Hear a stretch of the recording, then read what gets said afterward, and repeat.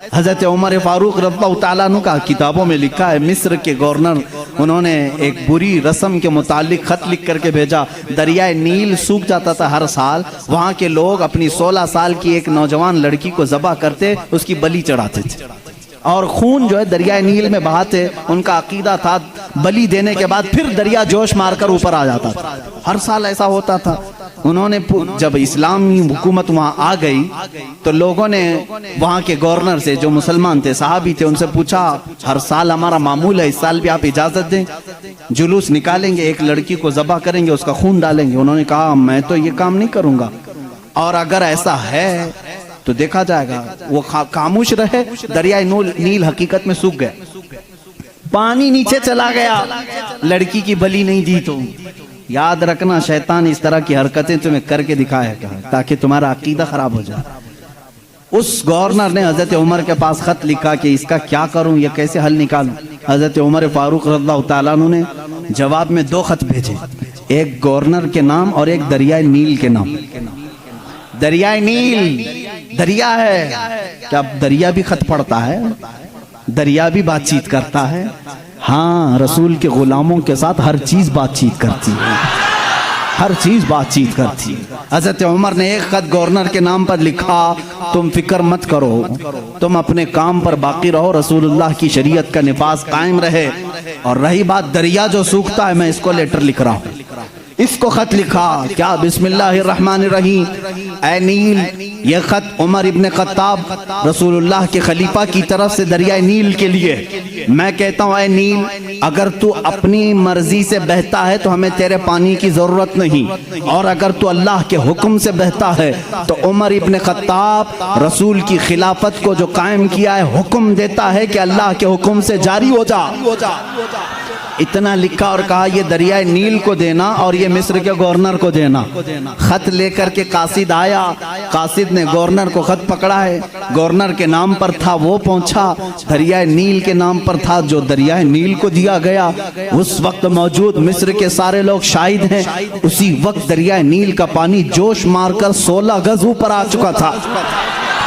आज तक दरियाए नील दोबारा कभी नहीं सूखा। 14 सदियां गुजर गई। मैं खुद दरियाए नील की कश्ती की सवारी कर चुका हूँ। मिस्र में 5-5 साल तक काहिरा में पानी बरसता नहीं, बारिश नहीं आती। 5 साल, तकरीबन 4 साल तक रहे, एक दिन भी बारिश नहीं देखी। 5-5 साल तक बारिश नहीं आती, लेकिन दरियाए नील में जाओ तो लबालब भरा रहता है। ऐसा लगता है कि खत का असर आज भी बाकी है। रसूलुल्लाह के गुलामों की हुकूमत हर शय पर कायम है, हर शय पर कायम है। अल्लाह के नबी सल्लल्लाहु अलैहि वसल्लम के इन खुलफा ने पूरी दुनिया पर हुकूमत की। क्यों ना हुकूमत करें? इसलिए कि ये ताबे थे अल्लाह उसके रसूल के। तो अल्लाह ने ये वादा किया है, इन तंसुरुल्लाह यंसुरकुम, अगर तुम अल्लाह के दीन की मदद में लगे रहो, अल्लाह पूरी कायनात को तुम्हारी मदद में लगा देगा, तुम्हारी मदद में लगा देगा। वो सहाबा कैसे थे जो मेडिटेरेनियन सी आज भी मौजूद है, बहरे मुतवस्सित, अरब से यूरोप में जाना था। कुछ सहाबा इकराम वो भी हैं जिन्होंने एक दरिया के पास आकर घोड़े रोक लिए। दरिया सामने, समंदर है, उधर के कंट्री में जाना है, कश्तियां किसी के पास नहीं। जो जर्नल साहबी थे, सिपहसालार, सबों ने कहा क्या करें, यहाँ दरिया कश्ती कोई नहीं लाया, हम वापस चलें, दूसरा कोई रास्ता देखें। उस साहबी ने कहा बहुत लंबा सफर करके आए, वापसी का कोई रास्ता नहीं हो सकता। कहा सामने समंदर है, कहा हम रसूल के गुलाम हैं, रसूल करीम सल्लल्लाहु अलैहि वसल्लम के गुलाम हैं। भला आज तक कोई आंधी हमारा रास्ता रोक सकी है? कोई तूफान हमारा मुंह मोड़ सका है? उस साहबी ने ऐसी तकरीर की और साहबा ने पूछा करना क्या है ये तो बताएं।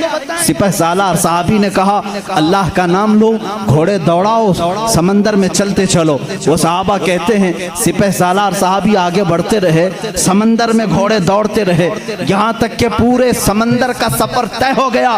किसी घोड़े की टाप पर एक बूंद पानी तक ना लगा। दश्त तो दश्त है, इकबाल ने इसी के लिए कहा दश्त तो दश्त है, दरिया भी ना छोड़े हमने, बहरे जुल्मात में दौड़ा दिए घोड़े हमने। दी अजाने कभी यूरोप की कलीसाओं में तो कभी अफ्रीका के तपते हुए सहराओं में। आ गया ऐन लड़ाई में गर वक्ते नमाज, किबला रूहों के जमीन बोस हुई कौमे हिजाज। एक ही सफ में खड़े हो गए महमूद अयास, न कोई बंदा रहा न कोई बंदा नवाज। ये हमारी तारीख है, ये हमारी शान है।